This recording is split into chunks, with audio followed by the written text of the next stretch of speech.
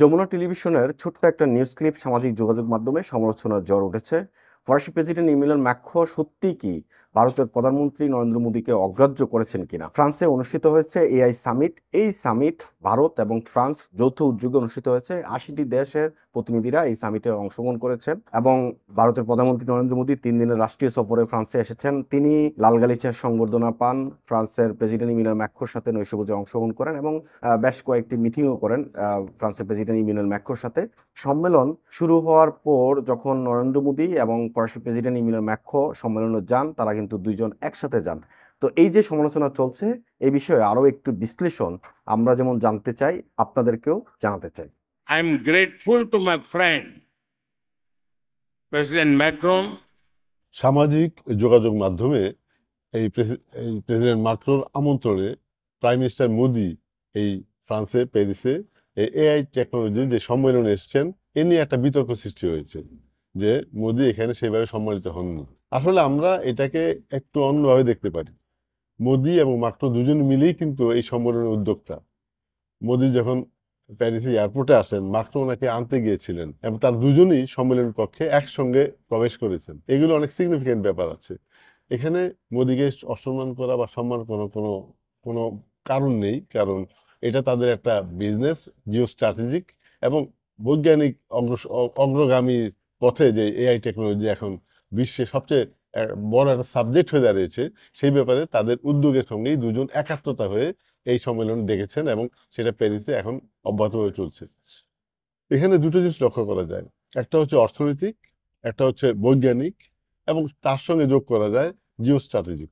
মোদি ভারত বা এইসব অঞ্চলে যেই বড় বড় ইঞ্জিনিয়ার, বড় বড় টেকনোলজিস্ট বিভিন্ন দেশে অনেক দায়িত্বের সঙ্গে বড় বড় কাজ করে যাচ্ছেন, ফ্রান্স সেটাকে সমাদিত করেছে, ইউরোপ সেটাকে সমাদিত করেছে এবং তারা দুইজনে মিলে একটা বৃহৎ শক্তি, এআই টেকনোলজির একটা বড় সাম্রাজ্য তারা গড়ে তুলতে চান। এটাই ছিল এই সম্মেলনের উদ্দেশ্য। সেই সঙ্গে বলা যায় পিছনে মার্কিন যুক্তরাষ্ট্র আরেকটা শক্তি, পরাশক্তি, যার মোর দেন $500 বিলিয়ন উপর তার বাজেট, যেখানে ইউরোপিয়ানরা সিদ্ধান্ত নিয়েছেন $109 বিলিয়ন একটা বাজেট। এখানে লক্ষ্য করা যায় এগুলো সরকারের কোনো অনুদানে হবে না, এগুলো প্রাইভেট ইনিশিয়েটিভের, প্রাইভেট ইনভেস্টমেন্ট এটা হবে। এই জন্যই এই দুটো দেশ এই টেকনোলজির সবচেয়ে উচ্চ পর্যায়ে যাওয়ার জন্য যেই গবেষণা, যেই অর্থ সমন্বয়ের দরকার, সেটার জন্য কাজ করেছেন। এবং এখানে দুটো জিনিস লক্ষ্য করতে হবে এই পর্যায়েও, যে একটা অর্থনৈতিক জিও স্ট্র্যাটেজিক ব্যাপারটা কি।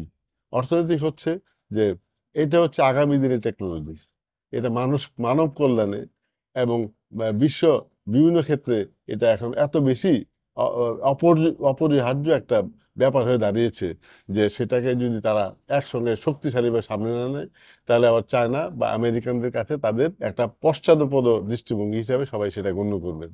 আর সেই ক্ষেত্রে তারা উদ্যোগ নিয়েছেন যেন তৃতীয় একটা শক্তি তৈরি হয় এবং সেটা সবচেয়ে শক্তিশালী শক্তি হয়। যেমন চায়না এবং আমেরিকা, তাদের সেই স্বীকৃতি চলে এসছে। ইউরোপিয়ানরাও অনেক বড় দায়িত্বের মধ্যে আছেন, অনেক বড় বড় কাজ করছেন, সেটাকে আরো সমন্বিত করার মাধ্যমে, সেটাকে আরো শক্তিশালী করার মাধ্যমে, আরো সামনে যাওয়ার মাধ্যমে তারা প্রমাণ করতে চান যে ইউরোপিয়ান ইউনিয়নের পক্ষে সম্ভব অন্যান্য যারা অগ্রগামী দেশ আছে তাদের নিয়ে স্পেশালি এই সাবজেক্টে যে একটা আরেকটা শক্তি তৈরি করা। এই জন্যই সম্মেলন।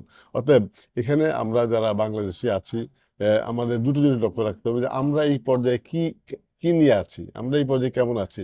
আমাদের শুধু মোদিকে মাত্র সম্মানিত করেন এটা ইম্পর্টেন্ট কিছু না, আমাদের জন্য মাত্র মোদিকে এয়ারপোর্টে সম্বোধনা জানিয়েছেন, তার জন্য একটা ডিনার আয়োজন করেছেন এবং দুজনে একসঙ্গে এই সম্মেলন কক্ষে প্রবেশ করেছেন, এটাও আমাদের জন্য জরুরি কিছু না।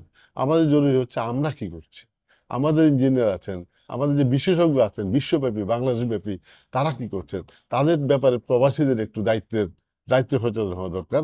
কারণ আমরাও কিন্তু এই লাইনেরই একটা প্রতীক হতে চাই। আমরাও আমাদের শক্তি নিয়ে কারোর সঙ্গে বা কারোর ছাড়াই সামনে যেতে চাই।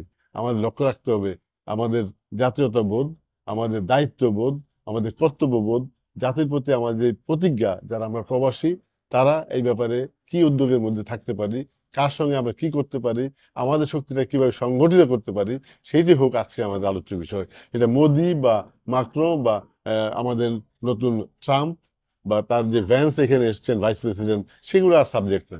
তারা তাদের কাজ করবে তাদের জন্য, আমরা আমাদের করা উচিত আমাদের কাজ আমাদের জন্য।